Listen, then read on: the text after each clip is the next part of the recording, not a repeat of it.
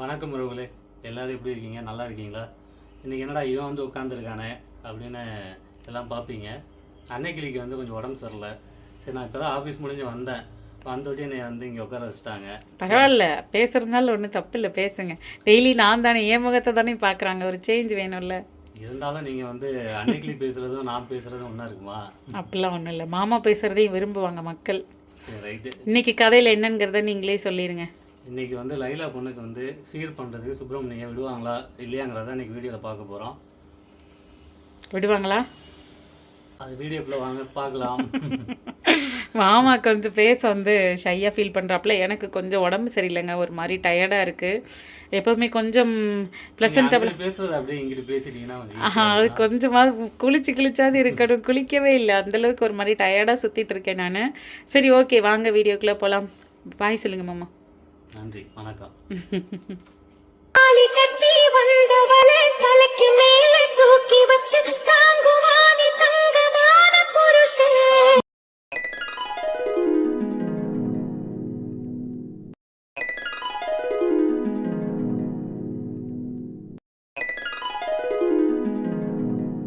இவ்வளோ திமிர் இருக்குல்ல, அப்ப நமக்கு திமிர் இருக்கணும்லப்பா.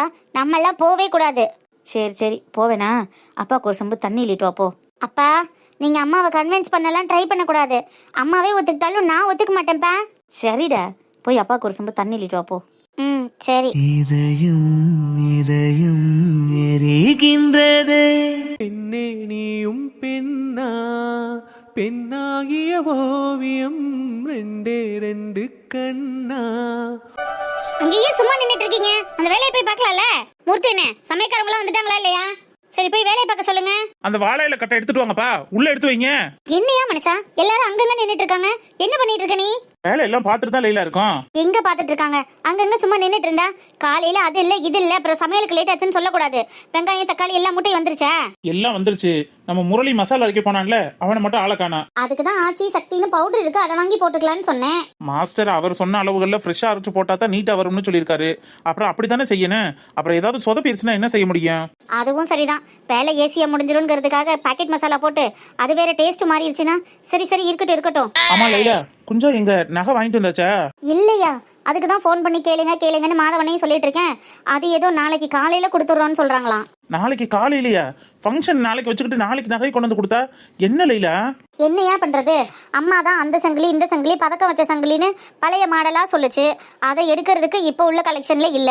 பண்ண கொடுத்தது லேட் ஆயிருச்சு. பண்ணி வரும்போது கொஞ்சம் முன்ன பின்ன இருக்க தான் செய்யும். ஆனா தங்கம் நல்லா அழுத்தமா இருக்கும்ல, அதனால நானும் சரின்ட்டேன். அத்தை இப்படிதான் ஏதாவது தேவையில்லாத வேலையை பார்ப்பாங்க.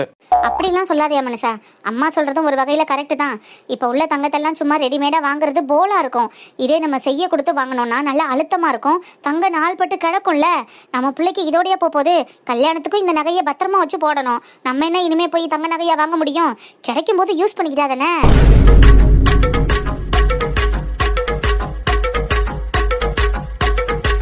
அதுவும் ரைட்டு தான். நகை விற்கிற விலைக்கு இனிமே எங்கிட்ட நம்ம நகை வாங்குறது?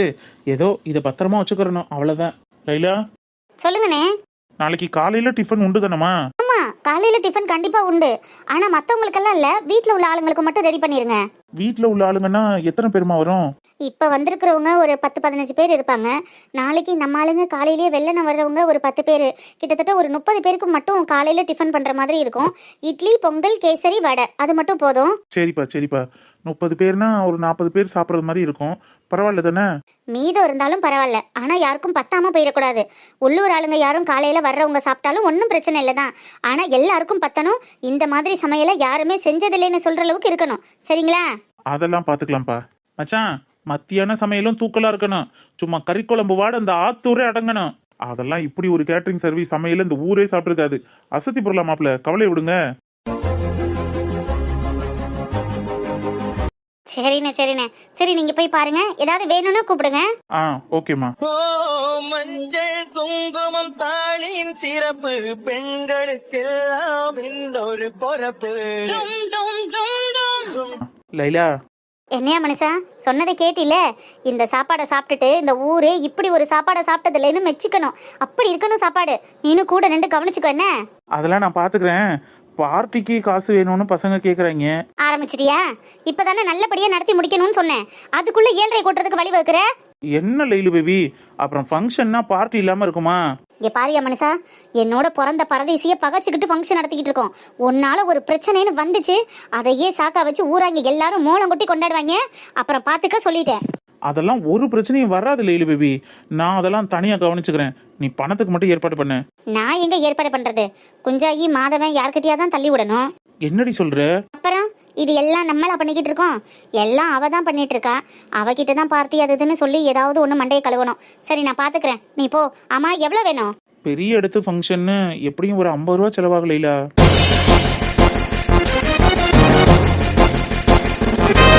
என்னையா குடிக்கிறதுக்கு காசு கேட்கறியா, இல்ல ஒட்டுமொத்த ஒயின் ஷாப்பையும் விலைக்கு வாங்குறதுக்கு காசு கேட்கறியா? 50,000 கேட்கற, 50,000க்கு வாங்கி ஊத்த போற?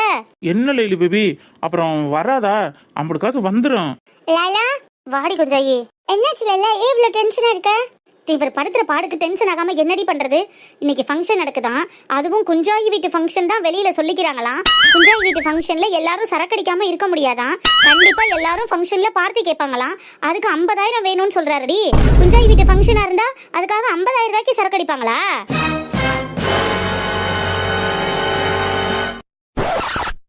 லாலா, ஃபங்க்ஷன் இருந்தா பார்ட்டி பண்றது வாஸ்தவம் தானே, இதுக்கு இவ்வளோ டென்ஷன் ஆகுற? எல்லாம் ஓகே தாண்டி, அதுக்காக 50,000 கேட்டா 50 காசுக்கு நான் எங்கே போறது? இவ்வளவு செலவையும் நீ ஒத்தாலும் ஏத்துக்கிட்டு இது உன் வீட்டு ஃபங்க்ஷனா எடுத்து நடத்திக்கிட்டு இருக்க. உன் பிள்ளைக்கு கூட இந்த அளவுக்கு நீ பண்ணுவியா பண்ண மாட்டியான்னு எனக்கு தெரியாது. ஆனா என் பிள்ளைய உன் பிள்ளைய நினைச்சு இவ்வளவு தூரம் நீ பண்ணும்போது எல்லாத்துக்கும் வந்து நிக்க முடியுமா? இட்ஸ் ஓகே லைலா, ஃபாரின் சரக்கையே வர வச்சு நாளைக்கு பார்ட்டி பண்ணிடலாம். நிஜமாவா குசு மேடம்? ஆமா குக்கி, இந்த விஷயத்தெல்லாம் நீங்க என்கிட்ட கேட்டுக்க வேண்டியதானே, ஏன் அவ்வளவு டென்ஷன் பண்ணிட்டு இருக்கீங்க? என்னடி இப்படி சொல்ற? ஐலா, அதான் நீயே சொல்லிட்டல, இது ஏன் வீட்டு ஃபங்க்ஷன். ஏன் வீட்டு ஃபங்க்ஷன்ல எல்லாமே இருக்கணும், அதுவும் தடபடலா ஆர்ப்பாட்டமா ஹலப்பரியா இருக்கணும். அப்படிங்கிறப்போ நம்ம இதெல்லாம் வைக்கிறது வாஸ்தவம் தானே? சரி, நீ சொன்னாலும் கேட்க மாட்ட, அப்போ உன் விருப்பப்படியே பண்ணு. ஃபாரின் சரக்கு வர வைக்க போறியா? எல்லாத்துக்கும் ஏற்பாடு பண்ணியாச்சு, வந்துடும். வந்த பிறகு கொக்கி அதெல்லாம் பார்த்துப்பாரு. சரிடி கொக்கி, ஆனா ஃபங்க்ஷன் நடந்து முடிஞ்சதுக்கு அப்புறம் தான் பார்ட்டி. அதுக்கு முன்னாடியே பார்ட்டி பண்ணி ஃபங்க்ஷனை கோட்டை விட்டுறாதீங்க. ஆச்சே, அப்படியெல்லாம் இல்லை குசு மேடம், நான் பாத்துக்கிறேன். அதெல்லாம் உங்களை அசிங்கப்படுத்துவனா? இங்க பாரியா குக்கி, இது ஃபங்க்ஷன் மட்டும் இல்ல, நம்ம குஞ்சாயோட கௌரவம் மான மரியாதை எல்லாம் அடங்கியிருக்கு. அவ எல்லாத்தையும் பகச்சுக்கிட்டு நமக்காக இவ்வளவும் பண்ணிக்கிட்டு இருக்கா. நம்ம அவளை எந்த அளவுக்கு கௌரவப்படுத்தணுமோ அந்த அளவுக்கு கௌரவப்படுத்தணும், புரிஞ்சுதா? சரி லைலா, கண்டிப்பா பண்ணிடுவோம். ஆமா, அந்த அன்னைக்கிளி அவ புருஷன் எல்லாரும் அசிங்கப்பட்டு மூக்கு உடப்பட்டு நிக்கிறத நம்ம குஞ்சாய கௌரவப்படுத்துறதுல தான் காட்டணும். என்ன, அதுக்கேற்றது மாதிரி எல்லாத்தையும் பார்த்துக்க. மாதவண்ணனுக்கும் லாஸ்டா பார்ட்டி வைக்கணும், அவருக்கும் வெளிநாட்டு சரக்கெல்லாம் வருதுன்னு சொல்லு.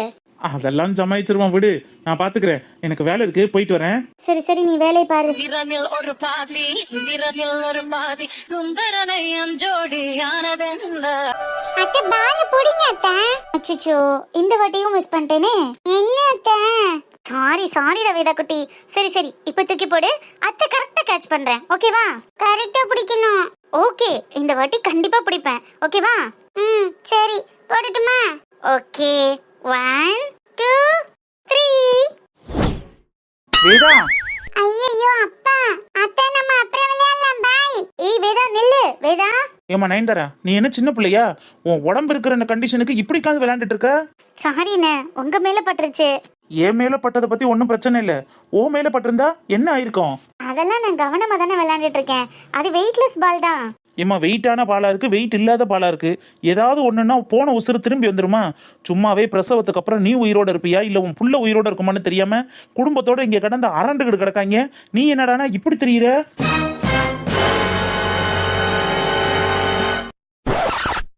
என்ன சொல்றீங்க? என்ன சொல்ற? அப்போ உனக்கு எதுவுமே தெரியாதா? உன் உடம்ப பத்தி எதுவுமே தெரிஞ்சுக்கிறாம தான் இப்படி நின்று விளையாண்டுட்டு இருக்கியா? என்னண்ணே, என் உடம்புக்கு எனக்கு கொஞ்சம் சத்து குறைபாடு இருக்கு, அவ்வளவுதானே. இதையே இவ்வளவு பெருசா பேசுறீங்க? என்னது சத்து குறைபாடு இருக்கா? ஏமா, இந்த சத்து குறைபாடுக்கெல்லாமா தங்கத்தட்டுல வச்சு மருமகளை தாங்கிக்கிட்டு இருப்பாங்க. ஏமா புரியாம பேசிக்கிட்டு இருக்க? உன் உடம்பு என்ன நிலைமையில இருக்குன்னு உனக்கு தெரியாதா? என்னென்ன ஆச்சு? எனக்கு சத்து குறைபாடுன்னு தான் சொன்னாங்க, அதுக்காக தானே விட்டமின் டேப்லெட் எல்லாம் கொடுத்துருக்காங்க. உனக்கு கொடுக்கறது விட்டமின்கான டேப்லெட் இல்ல, நீ விட்டுட்டு போயிடக்கூடாதுங்கிறதுக்கான டேப்லெட்.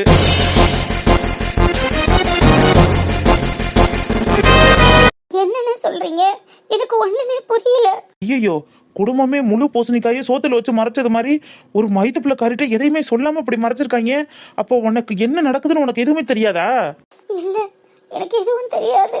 எனக்கு என்னென்ன ஆச்சு? ஐயோ, நான் பாட்டுக்கு ஏதாவது சொல்லி பெரிய பிரச்சனை ஆயிட போகுதுப்பா. எனக்கு எதுக்கு வம்பு? அதெல்லாம் எனக்கு எதுவும் தெரியாதுப்பா. நீ உடம்பு பார்த்துக்க, பத்திரமா இரு. அண்ணா ப்ளீஸ், நீங்களாவது எனக்கு என்ன பிரச்சனைங்கிறத சொல்லுங்க. இல்லை இல்லைப்பா நயன்தாரா, அதெல்லாம் உனக்கு எந்த பிரச்சனையும் இல்லை. நான் சும்மா உனக்கு சத்து குறைபாடுத. அண்ணா இப்போ நீங்கள் சொல்ல போறீங்களா இல்லையா? நான் இருப்பேன்னா புள்ள இருக்குமான்னு தெரியலன்றீங்க. எனக்கு என்னென்ன பிரச்சனை? இல்லைப்பா, உன்கிட்ட சொல்லியிருப்பாங்கன்னு தான் நினச்சேன். இப்போவும் உன் உடம்பு மேலே உள்ள அக்கறையிலையும் பிறக்க போகிற புள்ள மேலே உள்ள அக்கறையிலையும் தான் சொல்கிறேன். உனக்கு நஞ்சு கொடி இறங்கி இருக்கான். நஞ்சு கொடி இறங்கி இருக்கா? அதுலேயும் உன் கர்ப்பப்பை ரொம்ப வீக்காக இருக்குது. ஒரு குழந்தைய தாங்கிறதுக்கான சக்தி உன் கர்ப்பப்பையிலேருந்து குறைஞ்சிக்கிட்டே இருக்குமா. மாதங்கள் ஆக ஆக வாரங்கள் கூட கூட உன் உடம்புல பிரச்சனைகள் அதிகமாயிட்டே இருக்குன்னு டாக்டர் சொல்லியிருக்காங்க. இனிமே நீ டெலிவரிக்கு அப்புறம் நீ இருப்பியா இல்லை குழந்தை இருக்குமான்னு தெரியாம தான் இவங்க குடும்பத்தோட உன்னை தாங்கன்னு தாங்கிக்கிட்டு இருக்காங்க. அப்போ இந்த விஷயம் எதுவுமே உனக்கு தெரியாதா?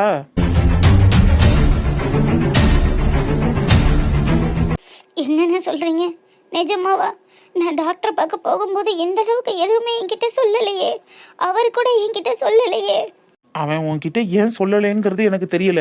ஆனால் என்ன கேட்டால் உன் பிரச்சனை என்னங்கிறத உன்கிட்ட சொல்லிட்டா தானே நீ கவனமாக இருப்ப. இல்லைன்னா பாரு, இப்படி சின்ன பிள்ளைங்க கூட ஓடி ஆடி பால் விளையாண்டுட்டு இருக்க. ஏதாவது ஒன்று ஆகி ஒன்று கிடக்க ஒன்றுனா என்னம்மா பண்ணுறது? பார்த்து கவனமாக இருமா. அண்ணே, இங்கே பாருமா தங்கச்சி, உன்னை பயமுறுத்தணும் இல்லை அவங்க உன்கிட்ட இருந்து மறைச்சதை என் மூலியமா தெரியப்படுத்தணும்னு நான் எதையும் தான் சொல்லலை. எனக்கு உன் மேலே அக்கறை இருக்குது.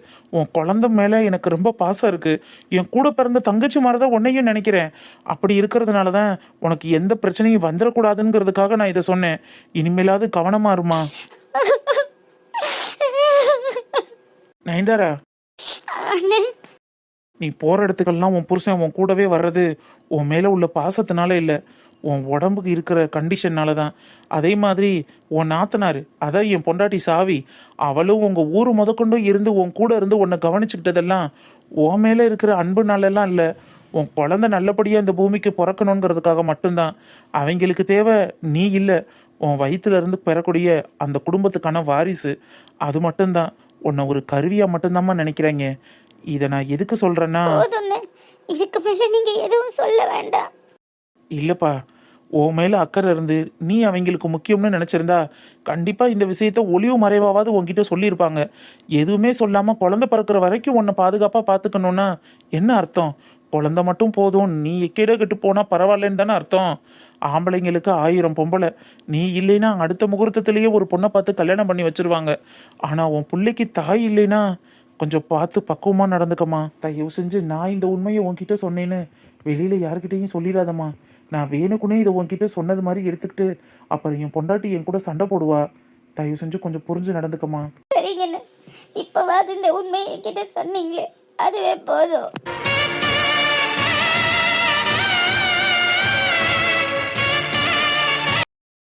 அப்போ அண்ணன் சொல்றது மாதிரி இந்த குடும்பமே என் மேல காட்டுற அன்புக்கு என் குழந்தை மட்டும்தான் காரணமா?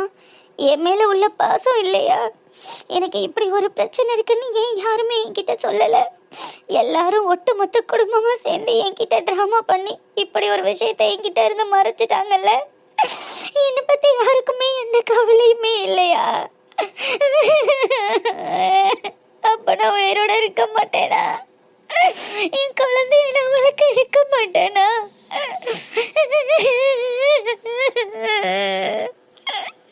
என் குழந்தை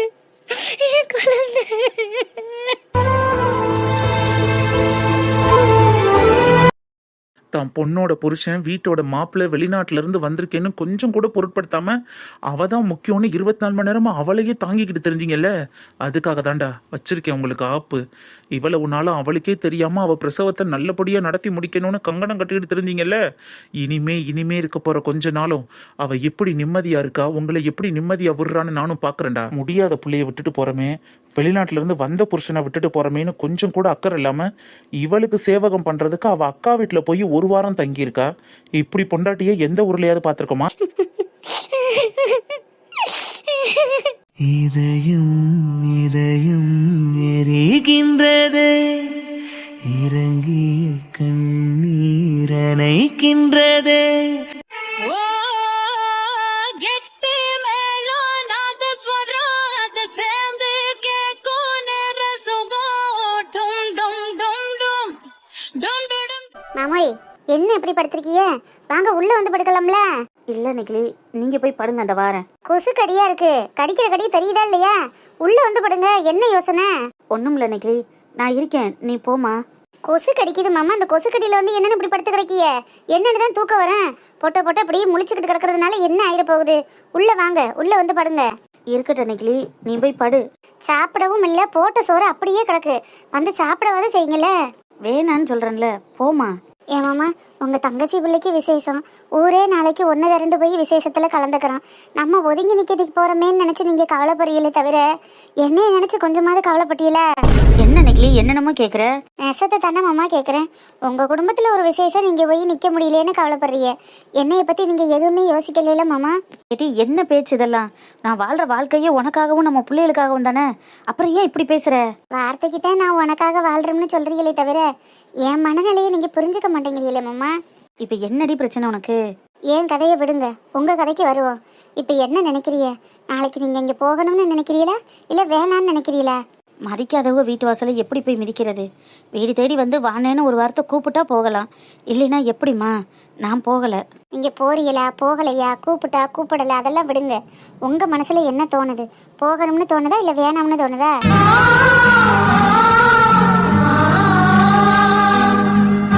பிறந்தவன்னு மரியாதை இல்லை, அப்புறம் அந்த வீட்டில் போய் நம்ம என்ன செய்ய போகிறோம்? எந்த கவலையும் இல்லாத ஆளு எதுக்கு இப்படி கயத்தக்கட்டில கொண்டு வந்து வெளியில போட்டுக்கிட்டு இப்படி தன்னால வானத்தை பார்த்து படுத்திருக்கனே?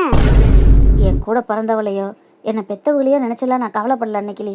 ஊரில் எல்லாரும் 1000 தான் நடந்தாலும் கொண்டாலும் தாய்மாமன் வீட்டு சீரை நீ கண்டிப்பாக போய் செஞ்சு தாண்டா சுப்பிரமணி ஆகணும். அவங்க கூப்பிடல, உன் உரிமையை விட்டு கொடுக்காதேன்னு கூட்டாளி எல்லாம் ஒவ்வொன்று சொல்கிறாங்க. அதான் ஒரு மாதிரி இருக்கு.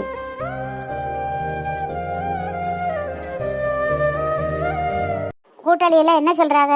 மரியாதை கொடுக்கலைனாலும் பரவாயில்ல, நீ மானங்கிட்டு போய் அவ வீட்டு வாசல்ல தட்டை தூக்கிக்கிட்டு நில்லுன்னு சொல்றாங்களா? என்னடி பேசுற? அப்புறம் சொல்றாங்கன்னா அப்படித்தானே சொல்லியிருக்காங்க. அதுதானே நெசம். நீ சும்மா இரு அன்னைக்கிளி, உள்ள போ, நான் வரேன். இங்க பாருங்க மாமா, உங்கள் தங்கச்சி வீட்டுக்கு நீங்கள் போகக்கூடாது, சீர் செனத்தி செய்யக்கூடாது. நானே காசை இறுக்கி முடிஞ்சு வச்சுக்கிறணும்னு நான் ஒரு காலத்துலேயும் நினைக்கல. தாய்மாமன் சீர் தாய்மாமன் உரிமைங்கிறது எப்பேற்பட்ட உருத்துன்னு எனக்கு நல்லா தெரியும். நானும் பட்டிக்காட்டில் பிறந்தவதேன், நானும் அண்ணன் தம்பிகளோட வளர்ந்தவதேன். அதுக்கான உருத்து என்ன உரிமை என்னன்னு எனக்கு என்ன தெரியாமலா இருந்துச்சு? என் பிள்ளைய 1-2 பொம்பளை பிள்ளைகளை வச்சுருந்தேன். அதுகளுக்கு 1-2க்கும் விசேஷம் வைக்கல. ஏன் அண்ணன் வந்து என் வீட்டில் நிற்கணும்? ஏன் அண்ணன் வந்து எனக்கு மாலை எடுத்து போடணும்? நகை நட்டு உச்சியிலேருந்து உள்ளங்கால் வரைக்கும் போடலைனாலும் என்னத்தையும் அதை கையால் கொண்டுட்டு வந்து போடணும் அப்படின்னு எனக்கும் ஆசைவாசங்கள் இருக்கத்தான் செஞ்சிச்சு. என் அண்ணன் வந்து நின்றாத்தேன் சக நிறைக்கும் அப்படின்னு நான் நினைக்கத்தான் செஞ்சேன், உருகத்தான் செஞ்சேன். இல்லைன்னு யார் சொன்னா? அதே நினைப்ப அவளுக்கு இருக்கணும்ல மாமா. அப்படி இல்லாதவள்கிட்ட வழிய போய் நின்று எத்தனை நாளைக்கு மானங்கட்டு போய் தெரிகிறது? அழகே நீ எங்கிருக்கிறாய், வலித்தால் அன்பே அங்கிருக்கிறாய், உயிரே நீ என்ன செய்கிறாய், உயிரின் உள்ளே வந்து செல்கிறாய். சபாஸ், சரியான கேள்வி அன்னைக்கிலிக்கா, சரியான கேள்வி. அடனே நெடுவலி, வனசா வாட்டி, வாங்க வாங்க, என்ன இன்னியத்துல வந்திருக்கிய? அக்கா, உள்ளூருக்குள்ள விசேஷம், பாட்டு சத்தமும் வேட்டு சத்தமும் காதை கிழிக்குது. ஆனா அதுக்கெல்லாம் சொந்தக்காரவங்க இப்படி உம்மனில உட்காந்துருக்கியே, அதான் எப்படி இருக்கியே என்ன செய்யறியன்னு பார்த்துட்டு போகலான்னு வந்தான். ஆமா, பார்க்க வேண்டியதான் பார்க்க. என்னத்த பார்க்க? இந்த பாரு, காலையில இருந்து ஒரு வாய் சோறு திங்காம பச்சை தண்ணி பல்லுல விடாம இப்படி கட்டிலே கதின்னு காவ காத்துக்கிட்டு இருக்காரு இந்த மனுஷனை. நான் என்னடி செய்யறது? அக்கா, அப்புறம் இருக்காதா பின்ன? பிறந்தவ வீட்டில் ஒரு விசேஷம், அதுவும் தாய் மாமனுக்கே உருத்தான ஒரு விசேஷம். அதில் போய் மாமா கலந்துக்க முடியலேங்கிறது கவலையா இருக்காதா?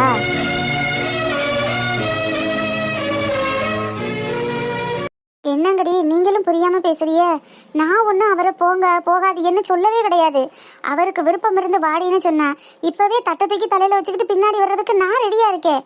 ஆனா அவருக்கு போற இடத்துல மரியாதை இல்லைன்னா அதை பார்த்துக்கிட்டு பேசாம வர்றதுக்கு என்னால முடியாது. அதையும் சொல்லிடணும்ல.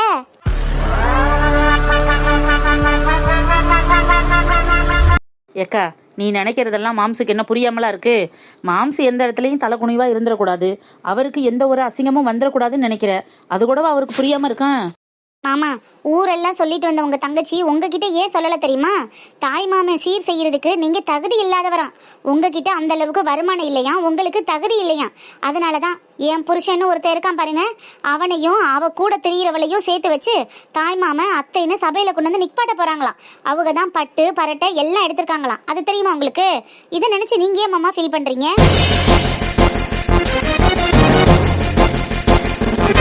என்னடி மறந்து இப்படி சொல்ற? அந்த குஞ்சாயில கூட தெரிஞ்ச குஞ்சாயும் குஞ்சாயி புருஷனும் மாமியா முறை மாமன் முறைக்கான். தாய் மாமன் முறைக்கு மாதவனும் அந்த ஜில்லுவான். அப்ப கதையை கேட்டியா? மாம்சு, என்ன கேட்டா இந்த விசேஷத்துல உங்க தொங்கச்சி சிங்காரிச்சு மூக்குறத கதையா நிக்கணும். அப்படி ஏதாவது ஒன்றும் பண்ணணும். அதுக்கு என்ன வழின்னு சொல்லுங்க. இடி, அவ வீட்டு விசேஷத்துல நம்ம என்ன வழி பண்ண சொல்ற? எங்கிட்ட யாரையோ மாமே மாமியான்னு வச்சு நல்லபடியா நடத்திட்டோம். அதுக்காக நம்ம என்ன செய்ய முடியும்? மச்சான சொல்ல வாயை திறந்து யாரையோ வச்சு எவனோ வந்து மாலை எடுத்து போட்டு அவர் மருமகளுக்கு நலுங்கு வைக்கிறதுக்கு அவருக்கு ஓகேவான்னு சொல்லுக்கா.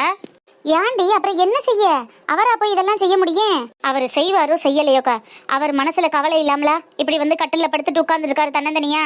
கேளு அவர்கிட்ட, அவர் மனசுல கவலை இருக்குதானே? மாடனு கவலையும் ஆத்திரமா அவருக்கு மட்டும் இல்லடி, எனக்கு இருக்கு. அன்னைக்கு அந்த புள்ள கூட போன் அடிச்சு, மாமா வீட்டில் யாரும் இல்லை, அதனால தான் போன் அடிக்கிறேன், என் சடங்குக்கு நீங்கள் கண்டிப்பாக வரணும், அத்தை அக்கா எல்லாரையும் கூட்டிகிட்டு வாங்க, நீங்கள் கொண்டுட்டு வர சேலையத்தை நான் கட்டுவோம்னு சொல்கிறா. அன்னைக்கு அந்த குட்டி பேசையில் என் மனசு என்னென்ன பாடுபட்டுச்சு தெரியுமா? அந்த கவலையெல்லாம் இல்லாமல் இல்லடி. அவளுக்காகவாது போய் நிற்கணும்னு எனக்கு ஆதங்கம் இருக்கத்தான் செய்யுது. ஆனால் எப்படி போகிறது? போய் அசிங்கப்பட்டு வர முடியுமா? அந்த அசிங்கத்தை தாங்க முடியுமா? ஏப்பா அதெல்லாம் ஒன்றும் இல்லைப்பா, விடுங்க. எதுக்கு இப்போ தேவையில்லாத பேசிக்கிட்டு? நான் சும்மா வந்து இங்கே படுத்திருந்தேன், வந்து கத்தி கொடுத்தல் போடுறேன். அன்னைக்கிளி வா உள்ளே போவோம். நீங்கள் இருட்டிடுச்சு, வீட்டுக்கு போங்கப்பா. மாம்சு, நாளைக்கு நீங்க போய் உங்க மருமகளுக்கு எல்லா நலுங்கும் செய்யணும்னு ஆசை இருக்கா இல்லையா சொல்லுங்க. நெடுவாளி, அதை பற்றி எதுக்குப்பா இப்போ பேசிக்கிட்டு? அதுக்கு தான் ஆள் இருக்குல்ல, விடுங்க. அவங்க வீட்டுக்கு போங்க. மச்சான், நாங்கள் கேட்குறதுக்கு பதில சொல்லுங்க.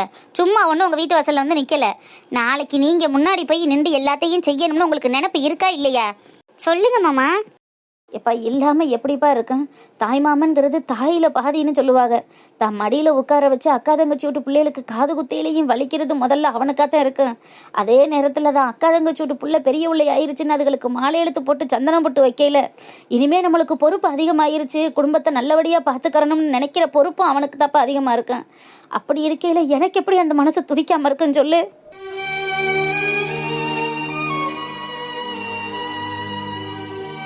மாமா முடியல அன்னைக்கிளி, அந்த பாட்டு சத்தம் காதுல கேட்க கேட்க என்னமோ பண்ணுதுடி. ஏக்கா, நெடுவாளி, மாமா அவர் மனசுல உள்ளதை சொல்லிட்டாரு. உனக்கு என்னக்கா? நீ நாளைக்கு இங்க போகணும்னு நினைக்கிறியா இல்லையா? அடியெல்லாம் அங்கே போனா மரியாதை இருக்காது, அது தெரிஞ்ச விஷயம்தான். ஆன்னு கூப்பிடுவான்னு நம்ம எதிர்பார்க்க கூடாது, அதுவும் தெரிஞ்ச விஷயம்தான். அசிங்கப்படுத்தாம இருக்க மாட்டா, கண்டிப்பா படுத்துவா, அதுவும் தெரிஞ்ச விஷயம்தான். என்னடி சொல்ல வரிய? இது எல்லாமே அவ எப்பன்னு காத்துக்கிட்டு இருந்த ஒரு விஷயம்தான்.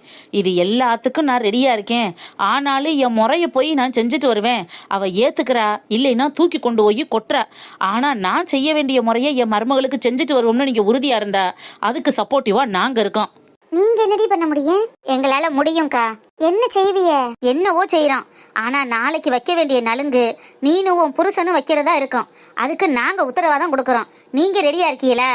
எட்டி அவ இங்கே வர திரும்ப திரும்ப சொன்னதையே சொல்லிக்கிட்டு இருக்க வேணாம். கண்டிப்பாக போனால் அசிங்கப்படுத்துவா, அவமானப்படுத்துவா, வீட்டை விட்டு வெளியே போடா, நாயே உன்னைய யாரடா கூப்பிட்டதுன்னு கூட கேட்பா. எல்லாத்தையும் தொலைச்சு தூர போட்டுட்டு உங்கள் உரிமையை நீங்கள் நிலநாட்டணும்னு போய் நின்றுட்டீங்கன்னா எல்லா அசிங்கத்தையும் தாங்கிக்கிறதே வேணும். சும்மா திரும்ப திரும்ப அதையே பேசிகிட்டு இருக்கிறதுனால எதுவும் ஆக போகிறதில்ல. என்னடா நைட்டு ஒரு பொழுது தானே இருக்குது, இதுக்குள்ளே என்ன செய்ய முடியும்னு நினச்சா நம்ம கொள்ளையில் இருக்கிற வாழைத்தாரில் ஒரு தாரை வெட்டி கொண்டு வந்து ஒரு தட்டில் வை, கழுத வெத்தலை வாக்க பிடுங்கி கொண்டு வந்து அதை ஒரு தட்டில் வை, தேங்காய்க்கு மஞ்சள் பூசி அதை ஒரு தட்டில் வை, உன் வீட்டிலேயே இருக்கிற நல்ல சேலையை கட்டாத சேலையை ஒன்று எடுத்து கொண்டு வந்து அதை ஒரு தட்டில் வை. முடிஞ்சா ரைட்டோட ரைட்டா ஏதாவது ஒரு கடையில் போய் வாங்கிட்டு வந்தாலும் சரிதான். எப்படியோ என்னமோ ஏற்பாடு பண்ணி நீங்க கொண்டுட்டு வந்து அங்க சபையில நில்லுங்க, மற்றதை நாங்க பாத்துக்கிறோம். ஏப்பா முதன்னு அங்கே நடக்கிற ஒரு விசேஷம், எந்த சங்கட்டமும் இருக்கக்கூடாதுப்பா. அதெல்லாம் நாங்க பாத்துக்கிறோம்னு சொல்லிட்டேன்ல, நீங்க ஏற்பாடு பண்ணுங்க. என்ன மாமா யோசிச்சுக்கிட்டே இருக்கிய? அதான் சொல்லுதுகளே பிள்ளைய, உரிமை வேணும் உறுத்து வேணும்னா அசிங்கப்பட்டு தான் ஆகணும். நிவிக்காக எல்லாம் செஞ்சுதான் நெக்கிலி ஆகணும். அப்ப ஏற்பாடு பண்ணு. சரிங்க மாமா.